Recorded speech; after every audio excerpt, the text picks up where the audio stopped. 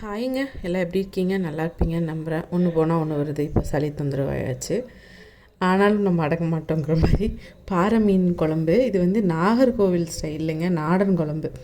நாகர்கோவில் வந்து மக்களே ரொம்ப இனிமையானவங்க. அவங்களோட குழம்பு எல்லாமே ரொம்ப ஈஸி ரெசிப்பியாக இருக்கும். ஆனால் அதுலேயுமே ரொம்ப முன்னாடி நம்ம பாட்டி அவங்கெல்லாம் வச்ச மாதிரி இருக்கிறது வந்து எப்படி அப்படிங்கிறது, ரொம்ப அதிகமான மசாலா எதுவும் இல்லாமல் செய்கிறது. அதுக்கு வந்து நான் பாறை மீன் எடுத்திருக்கேன். நீங்கள் எந்த மீனில் வேணாலும் செய்யுங்க. அதுக்கு வந்து பாறை மீனெல்லாம் நான் வந்து பாத்திரத்தில் அடுக்கிட்டேன். இது அப்படி பச்சையாக விடுறது தான். இதுக்கு வந்து என்னென்னா, புளி வந்து நான் காமிச்சேன் இல்லைங்களா, ஒரு பெரிய எலுமிச்சம்பழம் சைஸ் புளி எடுத்து அதுவும் ஊற வச்சுக்கிட்டேன். இப்போ தேங்காய் வந்து துருவிட்டு பாக்கி இருந்ததெல்லாம் கொஞ்சம் அப்படி ராடாக அப்படி வரும் இல்லைங்களா, பேந்து அந்த மாதிரி வந்ததில் வந்து ஒரு மூடி இருக்குன்னு வச்சுக்கோங்க. ஏன்னா நான் 1 கிலோவுக்கு மேலே மீன் எடுத்திருக்கேன். அதனால் ஒரு மூடி தேங்காய், அதில் வந்து 1 ஸ்பூனுக்கு ஜீரகம், 1 ஸ்பூன் குருமிளகு, ஒரு சின்ன துண்டு காமிச்ச சைஸ் போட்டால் போதும், சின்ன துண்டு இஞ்சி, 4 பூண்டுங்க. பூண்டு 1-2 தான் சேர்த்துவாங்க இந்த குழம்புக்கு. நான் வந்து நமக்கு பூண்டு பிடிக்கும், அந்த ஸ்மெல் இருந்தால் நல்லா இருக்குங்கிறதுக்காக 4 பல் பூண்டு, 2 ஸ்பூனுக்கு வந்து வர கொத்தமல்லி, தனியாக சொல்லுவோம்ல தனியான்ட்டு, அது வந்து 2 ஸ்பூனுக்கு பச்சையாக தான், எதுவுமே வறுக்கிறது இல்லை. அப்புறம் 4 ஸ்பூனுக்கு வந்து வெறும் மிளகாத்தூள், தனி மிளகாத்தூள் போட்டிருக்கேன்.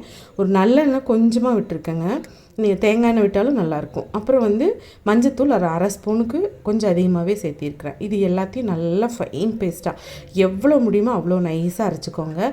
பச்சையாக தான் அரைக்க போகிறோம், ஆனால் வந்து அரைப்படாதுன்னு நினைக்க வேண்டாம், நல்லா அரைக்கணும்.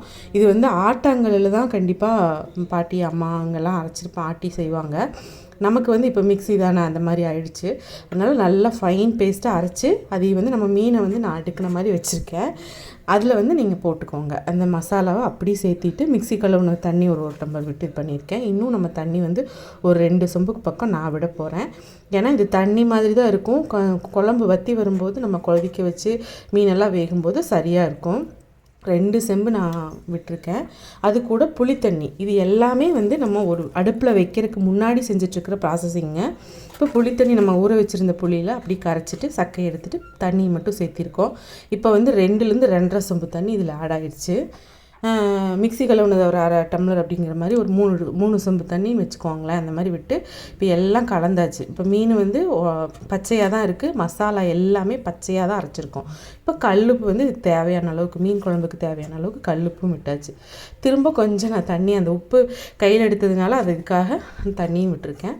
இப்போ எல்லாத்தையும் சேர்த்து இப்போ தான் அடுப்பில் ஏற்றியாச்சு. அடுப்பில் ஏற்றி மூடி போட்டு கொஞ்சம் கொதிக்க விடும்போது அந்த நுரக்கட்டி வரும் பார்த்திங்களா, அந்த கொதிக்கிற மாதிரி, அந்த சமயத்தில் நான் கொஞ்சம் உப்பு டேஸ்ட் பார்த்தேன். எனக்கு கொஞ்சம் பத்தாத மாதிரி இருந்துச்சு, திரும்ப போட்டுக்கிட்டேன். இப்போ வந்து மறுபடியும் கொஞ்சம் இலக்கி கொடுத்து நல்லா மூடி வைக்கலாம். இப்போ வந்து உங்களுக்கு வந்து அது பச்சையாக வாசமெல்லாம் போகிறதுக்காக தான் நம்ம மூடி வச்சு மீனும் வேகணும், அதுக்காக தான் பண்ணுறோம். இது அப்படியே ஆத்தென்டிக் ஸ்டைல் நாகர்கோவில் மீன் குழம்புங்க. பழைய ஆளுகளை கேட்டிங்கன்னா எப்படி செய்வாங்கன்னு பார்த்தீங்கன்னா இந்த மாதிரி தான் செய்வாங்க. 4 பச்சை மிளகா கீரி போட்டிருக்கேன். நான் காமிச்ச சைஸில் ஒரே ஒரு மீடியம் சைஸ் நல்ல தக்காளி பழமாக போட்டிருக்கேன். ஒரே ஒரு தக்காளி கட் பண்ணி போட்டிருக்கேன். இதெல்லாம் தான் அடுப்பில் வச்சுட்டு நம்ம பண்ணிகிட்ருக்கிற ப்ராசஸ்ஸு.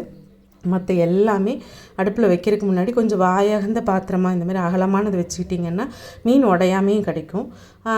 ஏன்னா ஒன்று கிளறி வரணும், பச்சையாக இருக்குது வேகணும். அதனால் இந்த மாதிரி அகலமான பாத்திரம் வச்சுட்டு இந்த தக்காளி பச்சை மிளகாய் எல்லாம் போட்டதுக்கப்புறமா நல்லா மூடி வச்சு இடையில திறந்து லைட்டாக அந்த சைட்லேருந்து நான் மீன் எப்படி உடையாமல் எடுக்கணும்னு சொல்லுவோம்ல, அது மாதிரி பண்ணிக்கோங்க.